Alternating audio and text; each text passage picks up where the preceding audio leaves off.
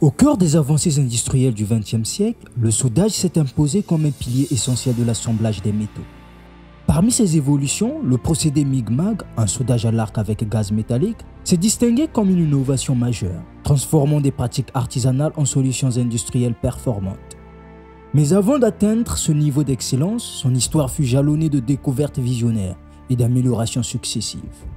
Tout commence dans les années 1920, lorsque des fils métalliques non protégés furent utilisés pour assembler des pièces comme les carters d'essieux automobiles. Malgré son caractère novateur, ce procédé était limité par une qualité de soudure médiocre, due à l'absence de protection contre les éléments atmosphériques. Cette limitation conduisit à l'introduction des électrodes enrobées, capables de créer une atmosphère protectrice autour du bain de fusion. Ce progrès permit d'éviter les défauts causés par l'oxygène et l'azote, ouvrant la voie à des soudures plus fiables. Un bond décisif fut réalisé en 1948 avec l'apparition du soudage à l'arc avec gaz inerte, également connu sous le nom de MIG, Metal Inert Gas. Conçu initialement pour assembler des structures en aluminium dans l'industrie navale américaine, ce procédé révolutionnaire utilisait un gaz inerte, tel que l'argan ou l'hélium, pour protéger le bain de fusion, sans jamais interférer avec le métal. Cette innovation s'est rapidement imposée, notamment dans les secteurs militaires où la rapidité d'exécution et la fiabilité des soudures étaient cruciales. Dans les années 1960, une nouvelle étape transforma le domaine. L'introduction du dioxyde de carbone comme gaz actif pour le soudage des aciers. Cela donna naissance au procédé MAG, Metal Active Gas, qui contrairement à un gaz inerte, est un gaz qui peut réagir chimiquement avec le bain de fusion pendant le soudage. Il ne se contente pas de protéger la soudure comme un gaz inerte, mais participe aussi activement au processus de soudage en modifiant les propriétés du métal et en influençant le bain de fusion. Le procédé MIG-MAG repose sur une idée simple mais brillante. Utiliser un fil métallique, à la fois conducteur d'électricité et métal d'apport, pour créer des soudures robustes et précises. Ce fil, alimenté en continu, traverse une torche qui guide le fil, diffuse le gaz protecteur et assure la stabilité de l'arc. Au cœur de ce procédé se trouve l'arc électrique, un phénomène spectaculaire qui génère une chaleur intense. Lorsque le fil entre en contact avec la pièce, il fond simultanément avec le métal de base, formant un bain de fusion. Ce bain, protégé par un gaz, se solidifie pour devenir la soudure finale. En mode MIG, des gaz inertes comme l'argan ou l'hélium sont utilisés pour garantir une soudure propre, l'idéal pour des métaux non ferreux tels que l'aluminium. En revanche, le mode MAG emploie des gaz actifs, comme le dioxyde de carbone ou des mélanges spécifiques, qui interagissent avec le métal pour modifier ses propriétés métallurgiques, offrant une flexibilité accrue pour des matériaux comme l'acier. Le procédé MIG-MAG repose sur différents modes de transfert du métal, chacun ayant ses particularités en termes de stabilité, de précision et d'efficacité.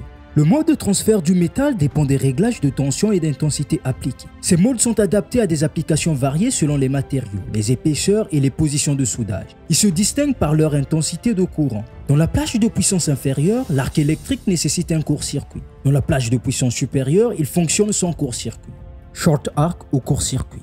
Ce mode de transfert est particulièrement prisé pour sa précision et sa grande polyvalence. Il se caractérise par des courts-circuits rapides, pouvant atteindre 30 à 200 par seconde. Chaque cycle voit une petite gouttelette de métal se former, se déposer dans le bain de fusion puis rompre l'arc.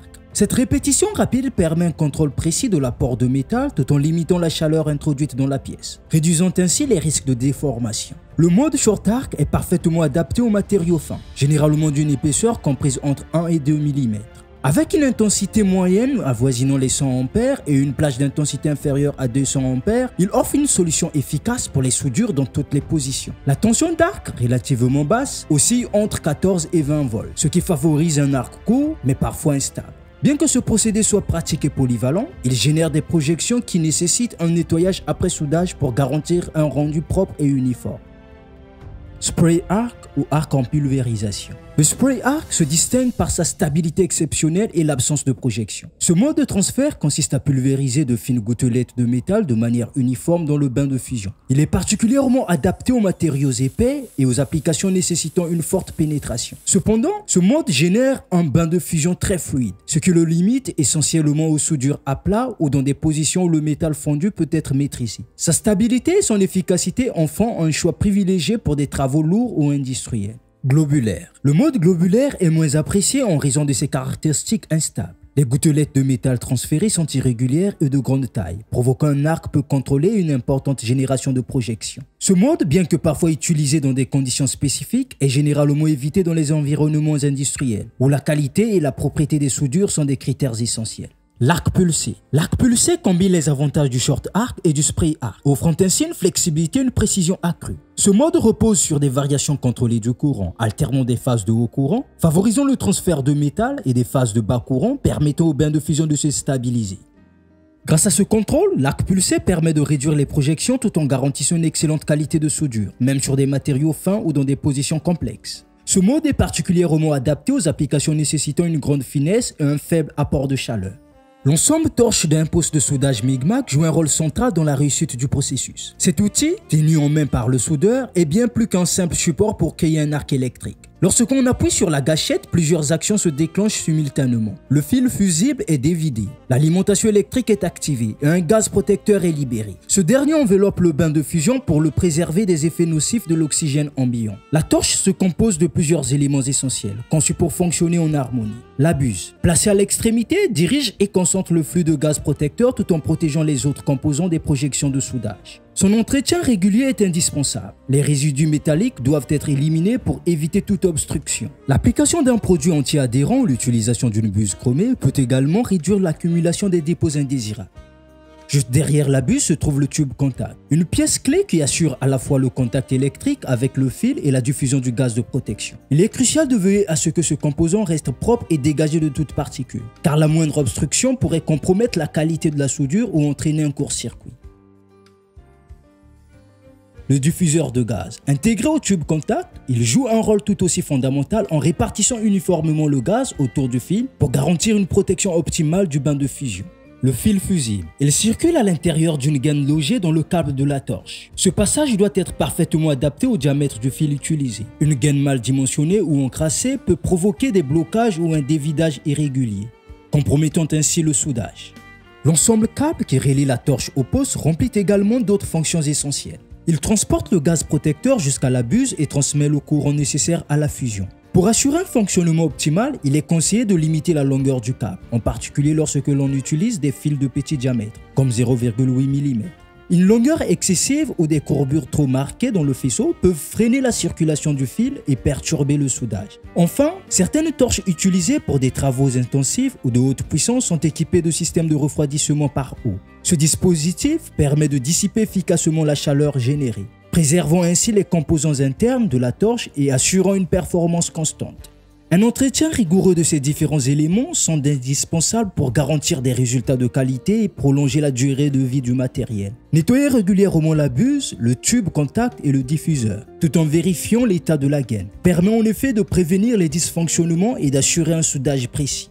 Ainsi, en comprenant et en prenant soin de cet outil central, chaque soudeur, qu'il soit débutant ou expérimenté, peut travailler en toute confiance et atteindre des résultats optimaux. Le fil fusible est un élément essentiel du soudage MIG-MAG et son choix, tout comme son utilisation, doit être soigneusement adapté aux besoins du projet et aux capacités du poste à souder.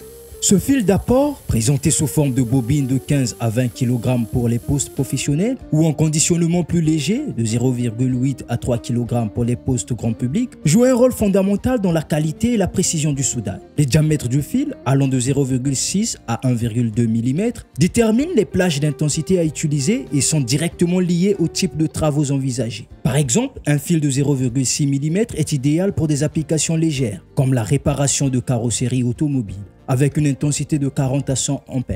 A l'inverse, un fil de 1,2 mm convient parfaitement pour des travaux nécessitant une forte pénétration sur des épaisseurs importantes, à partir de 8 mm, avec des intensités comprises entre 150 et 300 A.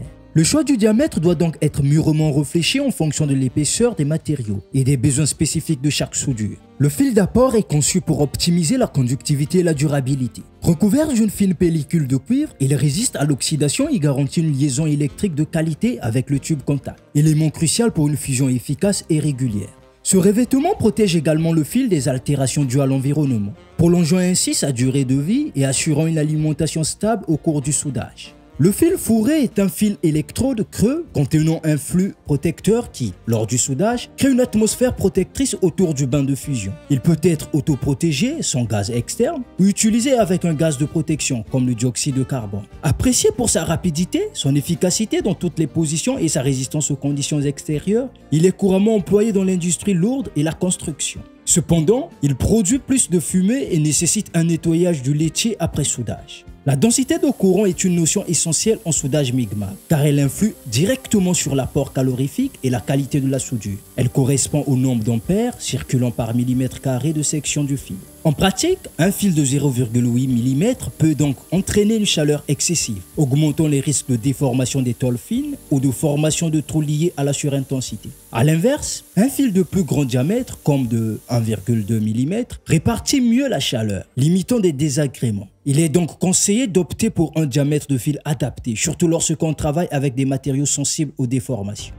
La manière dont vous inclinez votre torche est cruciale pour obtenir une soudure de qualité, et cela varie en fonction de la position et du type d'assemblage.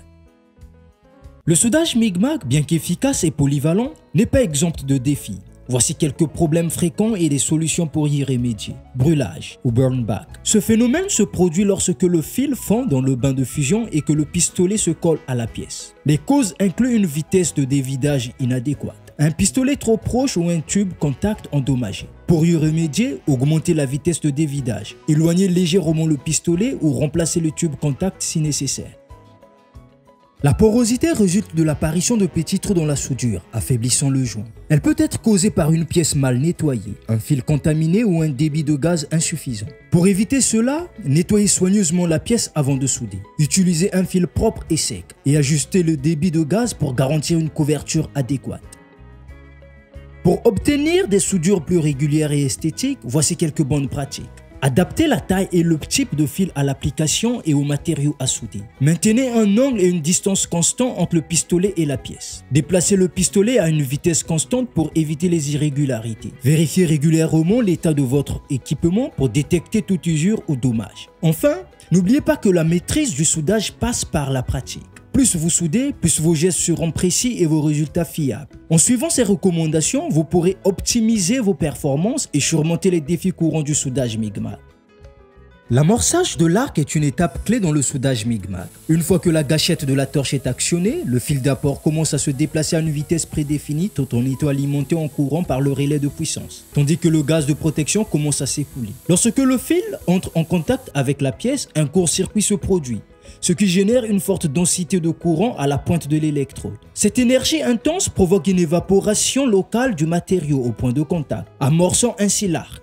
Cependant, à des vitesses d'alimentation trop élevées, l'arc, encore fragile à ce stade, risque d'être étouffé par la pression exercée par le fil. Cela peut nécessiter plusieurs tentatives pour obtenir un amorçage stable. Pour éviter ce problème, il est préférable de réduire la vitesse d'alimentation initiale lors de l'amorçage, avant de passer à la vitesse de soudage effective une fois que l'arc est établi de manière constante. Les systèmes MIG-MAG modernes intègrent une fonctionnalité appelée vitesse d'accommodation, qui ajuste automatiquement cette transition pour faciliter l'amorçage. Précaution lors de l'amorçage. L'amorçage doit toujours s'effectuer à l'intérieur du joint, de préférence dans des zones qui seront ensuite refondues par le cordon de soudure. Cette méthode prévient la formation de fissures au point d'amorçage non refondu, ces derniers étant particulièrement vulnérables en raison de la vitesse de refroidissement rapide, des zones chauffées localement. La torche doit être inclinée dans la direction de soudage, un angle compris entre 10 et 20 degrés. La distance entre la torche et la pièce, appelée stick-out, doit être d'environ 10 à 12 fois le diamètre du fil utilisé. Une inclinaison excessive de la torche peut aspirer de l'air ambiant dans le gaz de protection, ce qui compromet la qualité du soudage. Le choix du mouvement de la torche dépend du type de fil utilisé et de la position de soudage. Avec des fils pleins, le déplacement se fait généralement vers l'avant, poussé, tandis qu'avec des fils fourrés, un déplacement vers l'arrière, tirage, est privilégié pour faciliter le transport et le dépôt des scories. En suivant ces recommandations, l'amorçage de l'arc et le contrôle de la torche contribueront à améliorer la qualité et la régularité des soudures, tout en minimisant les défauts potentiels. Le soudage MIG-MAG s'impose comme un pilier incontournable de l'industrie moderne, alliant rapidité, polyvalence et efficacité. Grâce à sa capacité à s'adapter à une grande variété de matériaux, d'épaisseurs et de positions, il est devenu une solution privilégiée dans des secteurs aussi variés que l'automobile, la construction navale ou l'aéronautique. Cependant, bien que performant et accessible, le procédé Mi'kmaq reste perfectible pour des travaux nécessitant une précision extrême ou une finition irréprochable. C'est dans ces situations que le TIG, Tungsten Inert Gas, trouve tout son intérêt. Réputé pour sa finesse et son contrôle minutieux, le soudage TIG est particulièrement adapté aux applications où la qualité et l'esthétique priment, comme les soudures sur l'aluminium ou l'inox dans l'industrie médicale et alimentaire. Ainsi, si le Mi'kmaq est le champion de la productivité et de la robustesse, le TIG se positionne comme l'outil de choix pour une maîtrise artisanale et une précision chirurgicale, offrant une complémentarité idéale dans l'univers du soudage. Bonjour les amis, j'espère que vous vous portez bien. De mon côté, ça va. Je me permets de vous faire cette annonce. Ça concerne vos projets, en conception mécanique, schéma électrique, dessin industriel. Voilà, n'hésitez surtout pas à me contacter directement sur Malte pour obtenir un devis personnalisé. J'ai un compte et le lien vous le trouverez directement dans la description. Et vous pouvez également découvrir mes projets précédents, des projets déjà réalisés sur ma boutique Facebook. Vous trouverez également le lien dans la description. Et je vous dis merci d'avance.